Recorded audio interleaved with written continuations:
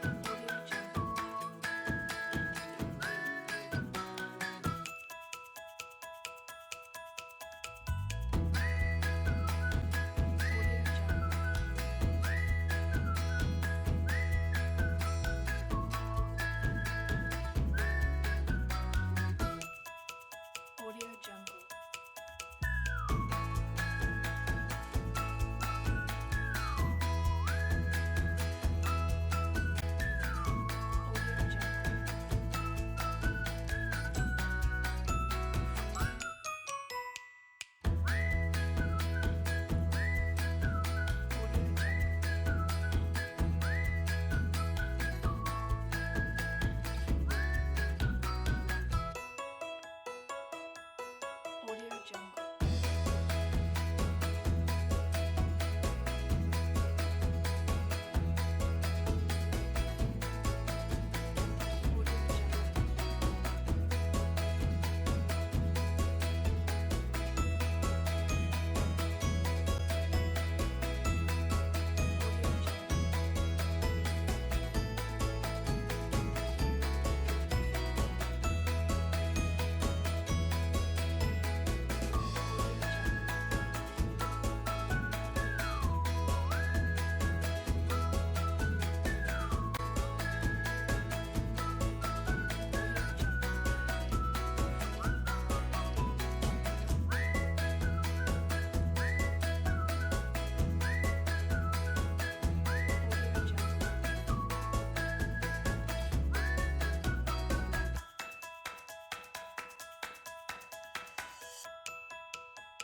Audio Jungle.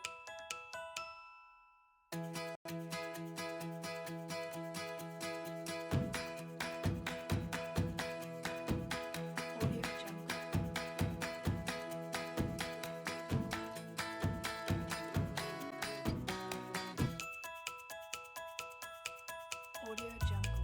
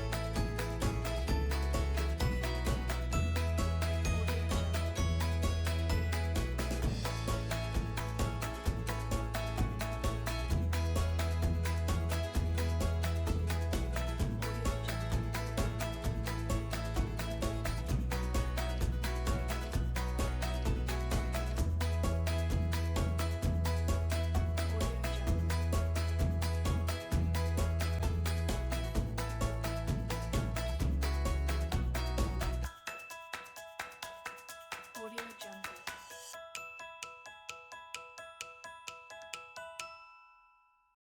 Oke, pada pertemuan kali ini kita akan membahas mengenai jurnal khusus dan jurnal umum perusahaan dagang. Di mana sebelumnya kita sudah membahas mengenai apa definisi dari perusahaan dagang, kemudian transaksi apa saja yang ada di sana. Nah, untuk pertemuan kedua atau ketiga ya. Oke. Ini pertemuan kita yang kedua, kita akan membahas mengenai jurnal khusus dan jurnal umum perusahaan dagang. Oke, silakan diperhatikan dengan baik. Apa itu jurnal khusus dan jurnal umum? Jurnal khusus adalah jurnal yang dirancang secara khusus untuk mencatat transaksi yang bersifat sama dan sering terjadi atau berulang-ulang. Nah, artinya bersifat sama ini, misalnya jurnal itu berupa pembelian. Nah, di perusahaan dagang, pembelian itu dilakukan bukan hanya sekali dalam sebulan, tapi tergantung dari kebutuhan perusahaan itu. Ada yang terkadang setiap hari melakukan pembelian, dan bahkan dalam sehari itu melakukan pembelian bisa lebih dari 1 kali atau 2 kali. Nah, ini yang dicatat di jurnal khusus dengan tujuan agar dapat bekerja secara efektif dan efisien. Adapun jurnal khusus yang biasa digunakan dalam perusahaan dagang itu terdiri dari 4 macam. Yang pertama adalah jurnal pembelian. Apa itu jurnal pembelian? Jurnal pembelian adalah jurnal yang mencatat transaksi pembelian secara kredit. Ingat ya, ini dilakukan pembelian secara kredit. Apapun pembelian itu dilakukan secara kredit. Baik itu pembelian barang ataupun di luar pembelian barang. Kemudian jurnal khusus yang kedua, yaitu jurnal penjualan. Apa itu jurnal penjualan? Jurnal yang mencatat transaksi penjualan barang dagang secara kredit. Ingat ya, ini menjual barang dagang secara kredit. Ini untuk jurnal penjualan. Kemudian jurnal khusus yang ketiga yaitu jurnal pengeluaran kas. Jurnal pengeluaran kas adalah jurnal yang mencatat transaksi pengeluaran kas. Ingat, yang namanya kas itu adalah uang tunai ya. Jadi bentuk transaksi apapun yang dilakukan oleh perusahaan dagang itu, jika sifatnya mengeluarkan uang atau kas, itu dimasukkan ke jurnal pengeluaran kas. Kemudian jurnal khusus yang keempat adalah jurnal penerimaan kas. Nah, ini kebalikan dari jurnal pengeluaran kas, yaitu jurnal yang mencatat transaksi penerimaan kas. Baik itu dia menerima uang tunai atau cash dari hasil penjualan barang dagang ataupun penjualan aktiva tetap atau aset yang lainnya. Intinya perusahaan dagang itu menerima uang secara tunai. Ini dimasukkan ke jurnal penerimaan kas. Paham ya? Oke, kita lanjut. Di samping keempat jurnal khusus tersebut, perusahaan dagang harus tetap mempunyai jurnal umum untuk mencatat transaksi yang tidak dapat ditampung dalam jurnal khusus yang tersedia. Misalnya, retur pembelian kredit, retur penjualan kredit, perubahan utang atau piutang menjadi wesel, dan lain-lain. Perbedaan antara jurnal umum dan jurnal khusus, yang pertama, jurnal umum biasanya terdiri dari 2 kolom. Paham ya? Dulu kita pernah bahas pada semester 1 mengenai perusahaan jasa yang jurnal umum. Sedang jurnal khusus terdiri dari banyak kolom. Kemudian perbedaan yang kedua, jurnal umum untuk mencatat transaksi yang bersifat insidental. Apa maksudnya insidental? Yaitu transaksi yang kejadiannya sewaktu-waktu, tidak sering terjadi. Beda dengan jurnal khusus. Dia mencatat transaksi yang sifatnya sama atau sering terjadi. Itu ya perbedaannya antara jurnal umum dengan jurnal khusus. Oke, sekarang kita akan bahas satu persatu mengenai apa itu jurnal pembelian, penjualan, pengeluaran kas, begitu juga penerimaan kas. Kita langsung ke contoh ya.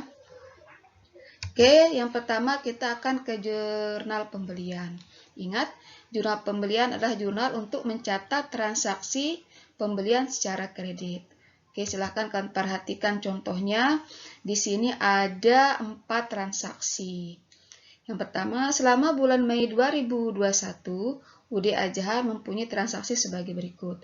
Yang pertama, tanggal 2 Mei, dibeli barang dagang dengan syarat pembayaran 2/10, N/30 dari PT Sari Pasar seharga 10 juta rupiah dengan nomor faktur 808. Kemudian transaksi yang kedua yang berbunyi 8 Mei dibeli perlengkapan dari toko Sejahtera seharga 200.000 secara kredit dengan nomor faktur 920. Dan transaksi yang ketiga, pada tanggal 15 Mei dibeli kendaraan untuk angkutan perusahaan seharga 50 juta secara kredit dari PT Adira dengan nomor faktur 1001. Dan transaksi yang keempat, pada tanggal 24 Mei, dibeli barang dagang dari CP Indah seharga 3.500.000 secara tunai. Nah, dari keempat transaksi ini, mari kita analisis mana yang masuk jurnal pembelian atau jurnal yang lainnya. Ingat, jurnal pembelian adalah mencatat transaksi pembelian secara kredit. Oke, kita ke transaksi yang pertama ya. Membeli barang dengan syarat 2/10, N/30. Ingat, pada pertemuan sebelumnya kalau ada transaksi yang menggunakan kata syarat, berarti dia masuk ke jurnal, ya tepat, dia masuk ke jurnal pembelian. Berarti akun yang terlibat itu yang pertama yaitu adalah pembelian di posisi debit dan utang dagang di posisi kredit dengan nominal masing-masing 10 juta. Oke. Kemudian transaksi yang kedua, ini dia membeli perlengkapan secara kredit. Oke, kalau secara kredit ini sudah jelas disebutkan secara kredit. Berarti masuk ke jurnal pembelian. Dengan akun yang terlibat itu adalah perlengkapan di posisi debit dan utang dagang di posisi kredit.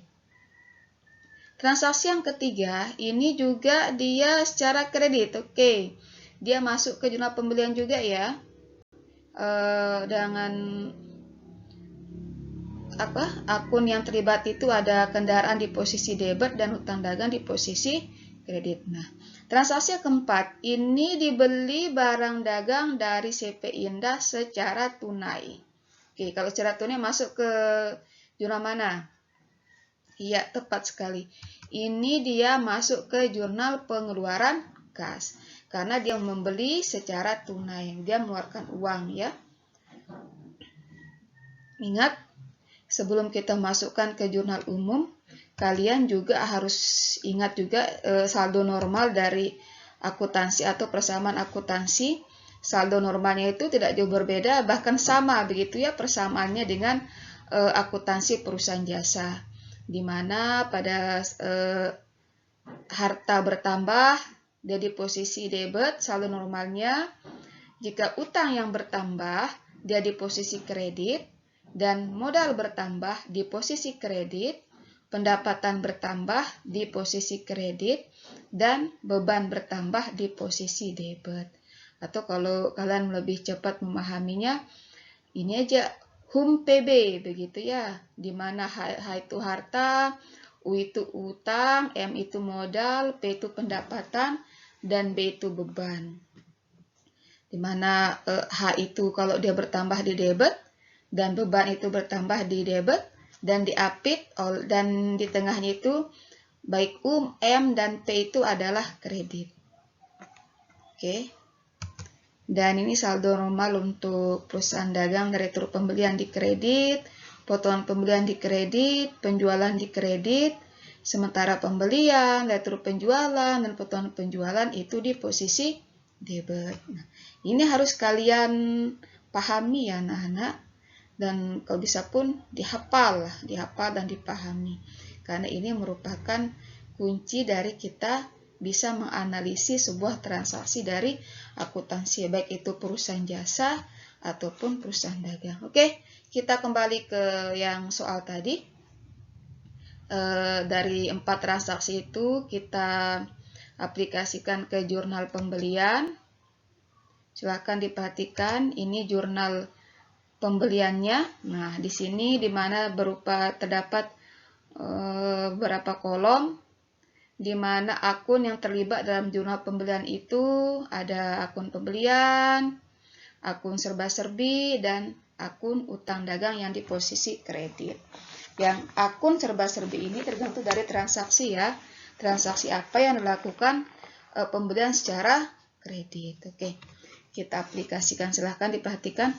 Ini berarti dari 4 transaksi itu, yang masuk dalam jurnal pembelian itu ada 3 transaksi, yaitu pada tanggal 2, tanggal 8, dan tanggal 15. Loh, kenapa Bu Guru? Kenapa nggak tanggal 24 juga? Nah, tadi kan kita sudah menganalisis. Pada tanggal 24 itu dia masuk ke jurnal pengeluaran kas. Karena transaksi dilakukan secara tunai. Sementara kalau jurnal pembelian itu transaksi dilakukan secara kredit. Oke. Di jurnal pembelian itu sendiri pada tanggal 2 Mei dilakukan pembelian di mana nominalnya di posisi pembelian 10 juta dan utang dagang 10 juta. Begitu juga tanggal 8 melakukan pembelian perlengkapan secara kredit, dia di akun serba-serbi 200 juta, utang dagang 200 juta. Begitu juga dengan pembelian kendaraan, dia berada di akun serba-serbi. Di akun serba-serbi itu adalah pembelian secara kredit di luar pembelian barang dagang ya.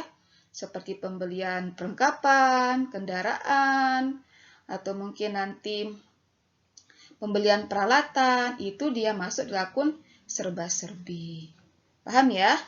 Oke, kita lanjut ke jurnal yang kedua, yaitu jurnal khusus jurnal penjualan ya. Oke, tadi jurnal pembelian, sekarang jurnal penjualan.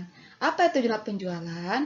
Jurnal penjualan ini mencatat transaksi penjualan barang dagang secara kredit. Ingat, penjualan barang dagang secara kredit. Intinya kalau namanya perusahaan dagang, yang dijual itu ya barang dagang ya, bukan yang lainnya. Oke, kita lanjut ke contoh transaksinya. Selama bulan Mei 2021, UD Al-Jahar mempunyai transaksi sebagai berikut. Yang pertama, tanggal 5 Mei dijual barang dagang kepada firma Yoga seharga 9 juta dengan syarat EOM ya. Ada kata syarat EOM. Apa itu EOM? End of month, artinya pembayaran yang dilakukan pada akhir bulan. Ini sudah kita bahas ke pertemuan yang pertama ya. Oke, transaksi yang kedua yaitu tanggal 9 Mei dijual barang dagangan kepada toko Yara seharga 2 juta dengan nota kontan 001. Ingat, ya nota kontan. Kemudian pada tanggal 18 Mei dijual barang dagangan secara kredit kepada toko Agung seharga 4 juta dengan syarat 2/10, N/30. Oke, kita masuk ke analisis.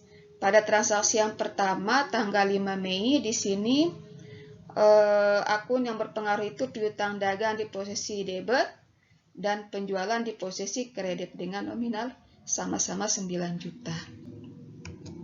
Kemudian tanggal 9 ini dia masuk ke jurnal penerimaan kas karena penjualan dilakukan secara cash atau secara tunai ya. Lihat di sini ada kontan, nota kontan berarti dilakukan secara tunai. Ini masuk ke penerimaan kas. Lanjut ke transaksi tanggal 18 Mei. Ini akun yang berpengaruh itu ada piutang dagang di posisi debit dan penjualan di posisi kredit. Oke, Ibu ingatkan lagi, di sini saldo normalnya retur pembelian, potongan pembelian, atau penjualan di posisi kredit. Sementara pembelian, retur penjualan, dan potongan penjualan berada di posisi debit. Nah, dari transaksi yang tadi, kita aplikasikan ke jurnal penjualan. Bisa kalian perhatikan di jurnal penjualan ini, ada bagian tanggal, nomor faktur, keterangan, dan kolom piutang dagang dan penjualan. D ini di kredit, debit, K ini di kredit, gitu ya. Sekarang perhatikan pada tanggal 5 ini keterangannya dijual barang dagang secara kredit ke firma Yoga sebesar 9 juta dan toko Agung sebesar 4 juta. Oke, paham ya? Untuk jurnal penjualan kayaknya tidak terlalu ribet ini karena kolomnya tidak banyak. Oke, Kita lanjut ke jurnal yang ketiga, yaitu jurnal pengeluaran kas, ya. Mencatat transaksi pengeluaran kas. Kita langsung ke contoh transaksinya. Transaksi bulan Mei 2021 Toko Al-Jahar sebagai berikut. Pada tanggal 4 Mei dibeli barang dagangan secara tunai sebesar 4 juta dari PT Jaya. Dan pada tanggal 9 Mei pemilik mengambil uang tunai untuk keperluan pribadi sebesar 2 juta. Dan pada 10 Mei dibayar utang atas pembelian barang dagang dari toko Ada sebesar 8 juta dengan potongan 2%. Dan pada tanggal 14 Mei dibayar gaji 700. Oke. Kita analisis pada transaksi yang pertama, ini akun yang berpengaruh itu ada akun pembelian dan akun kas. Akun kas di posisi kredit, pembelian di posisi debit. Masing-masing 4 juta, ya. Kemudian pada transaksi yang kedua, 9 Mei pemilik mengambil uang tunai untuk keperluan pribadi. Nah, di sini ada akun yang berpengaruh itu akun Freepay di posisi debit dan akun kas di posisi kredit.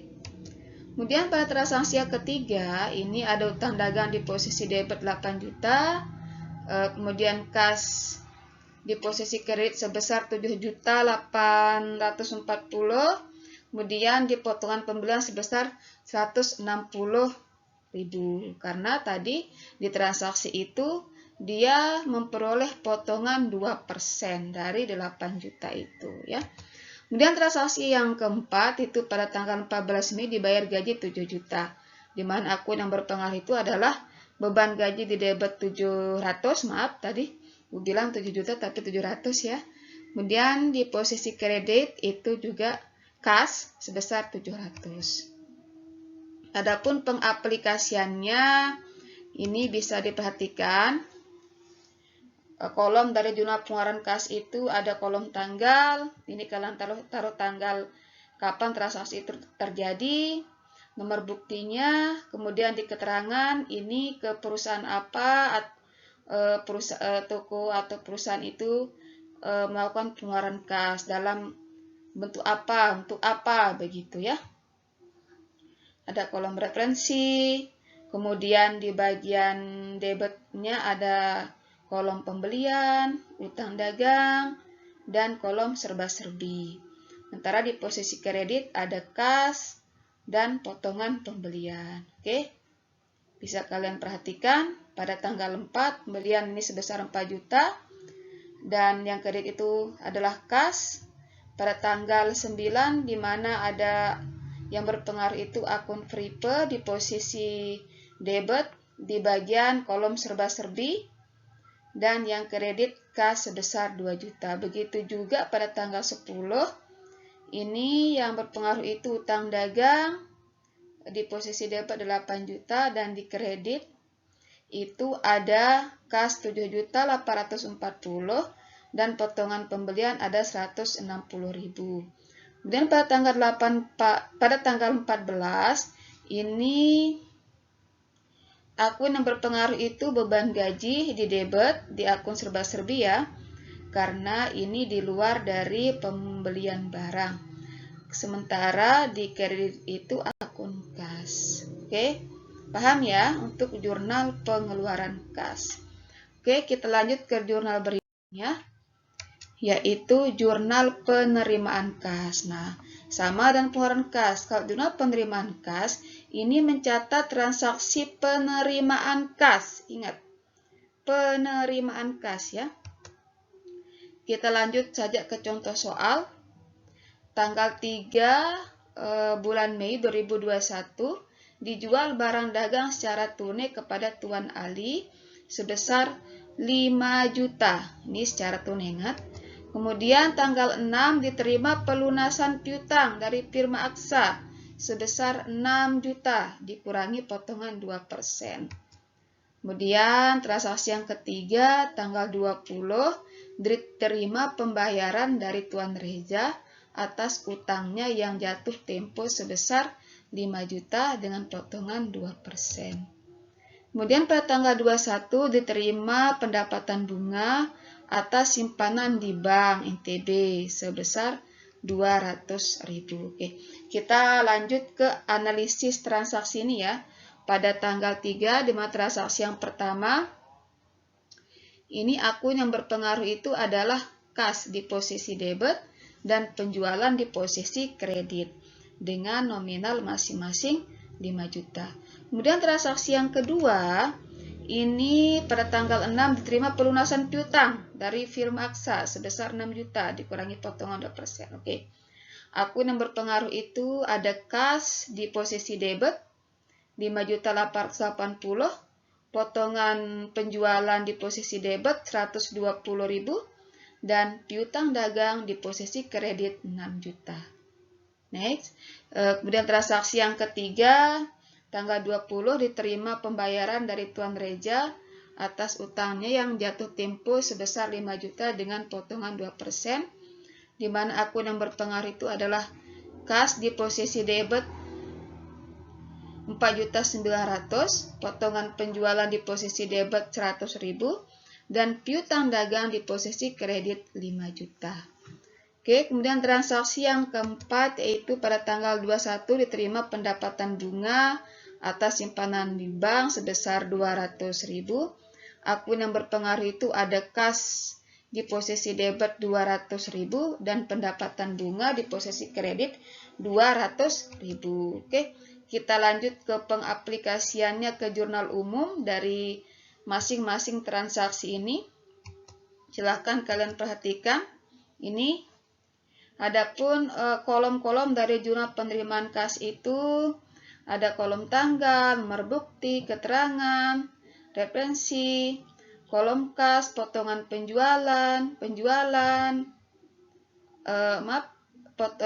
kolom kas dan potongan penjualan itu di debit, kemudian yang masuk ke kredit itu penjualan, piutang dagang, dan kolom serba-serbi. Oke, bisa kalian perhatikan tanggal 3 di sini kasnya di posisi debit 5 juta, kemudian penjualannya 5 juta. Kemudian tanggal 6 kasnya di debit 5.880, potongan penjualannya 120.000. Kemudian di posisi kredit itu piutang dagang sebesar 6 juta. Pada tanggal 20 di sini di posisi debit itu kas sebesar 4.900.000. Kemudian potongan penjualannya 100.000 dan piutang dagang di posisi kredit itu 5 juta. Kemudian pada tanggal 21 ini berupa penerimaan bunga atas simpanan di bank ya. Berarti dia menerima uang ini sebesar 200.000 di posisi debit berupa kas dan pendapatan bunga di kredit di akun serba-serbi sebesar 200.000. Oke, jelas ya untuk jurnal khususnya. Sekarang kita lanjut ke ini, ke jurnal umum. Oke. Tadi kalau jurnal khusus kan sudah kita ini dia khusus di jurnalnya. Ada jurnal penerimaan kas, pengeluaran kas, penjualan, dan jurnal pembelian. Nah, ini kita ke jurnal umum, yaitu fungsinya mencatat transaksi yang bersifat insidental. Ingat, insidental itu transaksi yang sifatnya kejadiannya itu sewaktu-waktu, tidak sering terjadi. Itu ya. Oke, next.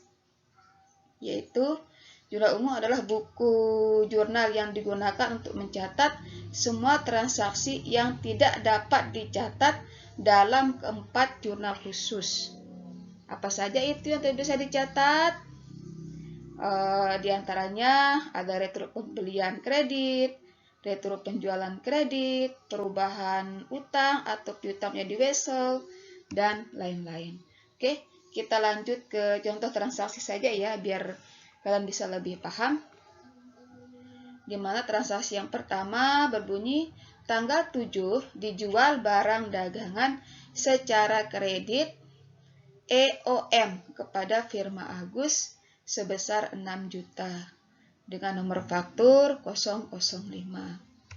Kemudian transaksi yang kedua, tanggal 8 diterima kembali barang dagangan karena rusak dari firma Agus sebesar 2 juta dengan nota kredit 1. Lanjut, transaksi yang ketiga, di sini tanggal 17 dibeli barang dagang secara kredit dengan syarat EOM dari CV Yara sebesar 8 juta dengan nomor faktur 006.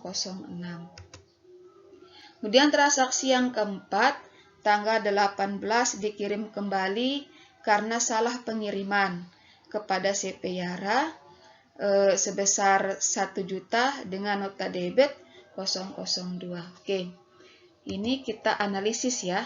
Pada transaksi yang pertama, karena ini barang dijual barang dengan cara kredit. Ya, ingat. Kalau melakukan transaksi itu melakukan penjualan barang secara kredit, berarti dia masuk ke jurnal penjualan ya. Berarti tidak masuk ke jurnal pembelian, ke jurnal umum. Ini masuk ke jurnal penjualan. Kemudian transaksi yang kedua. Nah, ini baru. Tanggal 8 diterima kembali barang dagangan karena rusak.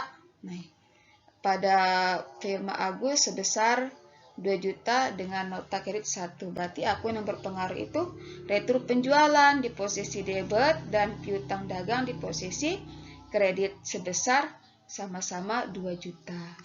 Kemudian transaksi yang ketiga. Nah, ini di transaksi ketiga ini masuk ke jurnal pembelian. Lah, kenapa masuk ke jurnal pembelian, Bu Guru? Ya, jelas. Coba akan perhatikan transaksinya. Tanggal 17 dibeli barang dagangan secara kredit. Cara kredit, ingat. Jika pembelian dilakukan secara kredit, berarti itu masuk ke jurnal? Ya, ke jurnal pembelian. Berarti dia tidak perlu kita catat di jurnal umum. Lanjut kita ke transaksi yang keempat. Nah, ini baru. Pada tanggal 18 dikirim kembali karena salah pengiriman kepada CP Yara. Berarti ini dia masuk ke jurnal umum. Dan akun yang berpengaruh itu utang dagang di posisi debit dan potongan pembelian di posisi kredit dengan akun nominal masing-masing 1 juta. Oke, kita aplikasikan ke bentuk jurnalnya ya. Ini jurnal umumnya. Nah, dari keempat transaksi ini, yang masuk ke jurnal umum itu hanya 2 transaksi, yaitu transaksi tanggal 8 dan transaksi tanggal 18 ya. Pada tanggal 8 ini akun yang berpengaruh itu retur penjualan di debit, piutang dagang di kredit dengan nominal masing-masing 2 juta. Begitu juga dengan tanggal 18 yang berpengaruh itu utang dagang di debit dan potongan pembelian di kredit sebesar 1 juta. Oke. Sampai di sini paham ya anak-anak? Jadi kalau ada yang kalian belum pahami, bisa nanti kalian tanyakan langsung ke Ibu pada pertemuan berikutnya. Sampai di sini, terima kasih atas berkenannya kalian. Wassalamualaikum warahmatullahi wabarakatuh.